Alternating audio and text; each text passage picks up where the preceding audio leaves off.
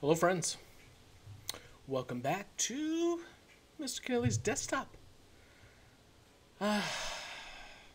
Switched up the view on you a bit. It's only about 86 now. Pretty nice. Pretty nice, but I got going double drink still. Got my kombucha here. Recommend. The Health Aid. I like to pour just a hint of orange juice, squeeze a lime, delightful, and staying hydrated here. Ice water. All right, we've got two more documents to look at. Let me get my big head out the way.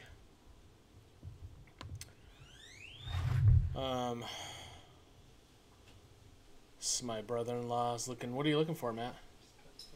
Oh, okay, he's just putting stuff away. We'll carry on. All right, two more documents. Government report. Sounds important. All right. Why won't that stay over there?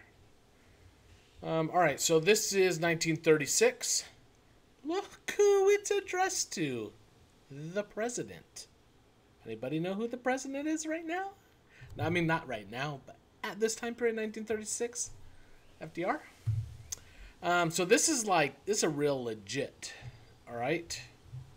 Look at this. Even starts the letter, "Dear Mr. President." All right, and this is from Morris Cook. All right, personal and confidential letter right to the president. Okay, and a little background on this letter: he has been sent out to see what's happening out there with the Dust Bowl. People are dying. People are losing their farms. All right, banks are losing a lot of money because people don't have money, so they're not paying their mortgages on these farms. They're just abandoning them in a lot of cases. All right, so dear Mr. President, we have the honor to submit herewith our report on the essentials of a long-time program looking towards betterment of economic conditions in the Great Plains drought area. So, like right off the bat here, they're calling it the Great Plains drought area. So probably been affected by a lot of droughts. Okay, and then the three dots here. Reminder. That means that we've skipped some of the letter. All right. So there's more letter here. All right, but it was a lot more like blah blah blah blah blah. Okay, a lot more kissing up to the president. You know how it goes. All right. Then he says, mistaken public policies have been largely responsible for the situation now existing. All right, so public policies is talking specifically about government policies, things that the government has done.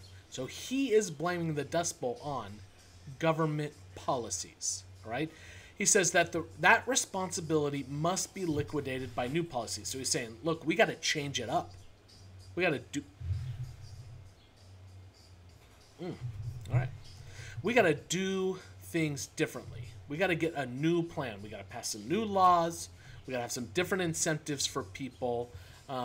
It says the federal government, that's the national government, must do its full share in remedying or fixing the damage caused by a mistaken homesteading policy. Okay, so now this homesteading policy that they're talking about is where they encouraged people to move out west and occupy that open land. Okay, the way the government did that was essentially giving away the land. Okay, they were like, basically, you'll learn more about this in 8th grade. Basically, they said, hey, you get on out there, you get you some land, and you live on there, you farm that land for 5 years, it's yours free and clear. All right, and so they had a number of programs that were encouraging people to move out west. Okay, by the stimulation of wartime demands. Okay, and then he's saying, all right, and then we were in this sort of wartime demands during the after the 1920s, and so basically saying there was so much demand for the product, which led to overcropping and overgrazing. Okay, that means planting too many crops on this soil, and usually what you do is that you for a season, you like we talked about, I don't know what video it was, okay, but you would plant wheat, then you'd plant corn. Well, then normally you'd take a season off and you'd let it just, that field be empty, okay? But in overcropping, when you're trying to make money, when you're trying to provide product, that leads to overcropping, and overgrazing is, especially in Texas, that was a big issue because they had all these cattle, and the cattle were just out there eating up all of this ground cover, all of the grass and everything that held in that good soil. And by encouragement of a system of agriculture which could not be both permanent and prosperous, right? So it could be permanent, right, but not prosperous, or it could be prosperous, but it couldn't last forever. Okay, and so he's blaming the policies, the Homesteading Act, the overcropping, the overgrazing. That's what he's blaming the Dust Bowl. Okay, all right, that's a good one. All right, then. Oh, I got that messed up yesterday. I went to the professor. Whatever. All right, let's look at Svobita today. Okay, I'll look at Svobita for you. I got that messed up. Whatever. It says, Svobita account, source, Lawrence Svobita, Farming the Dust Bowl, a first-hand account from Kansas, first published in 1940. So he's writing about this from his own perspective. It says, most of my remaining wheat fell an easy prey to the first gales of February, and none of the wheat that was up in the region could long withstand the succeeding gales, which first chopped off the plants even with the ground, then proceeded to take the roots out. They did not stop there. They blew away the rich topsoil, leaving the subsoil exposed, and then kept sweeping away at the hard pan, which is almost as hard as concrete. All right, so what do you think Svobita is blaming for causing the Dust Bowl? Gales, that's a word you should know. Well, no, not that you should know, that you should definitely look up here. A very strong wind, okay? A gale is a very strong wind. Okay, so he's saying all these winds come along, they're blowing away the topsoil, the good topsoil, then that leaves this subsoil exposed, and that keeps away until there's just this hard pan, which is this packed earth that is essentially useless for farming. This was something new and different from anything I had ever experienced before. So remember, he actually lived there, and he's saying, like, look, this wind came out of nowhere. We'd never had this type of wind before, and it just took everything with it, okay? When some of my own fields started blowing, I was utterly bewildered. I took counsel with some of my neighbors who had greater experience but received little in the way of encouragement. According to their information, there was little hope of saving a crop once the land had started blowing.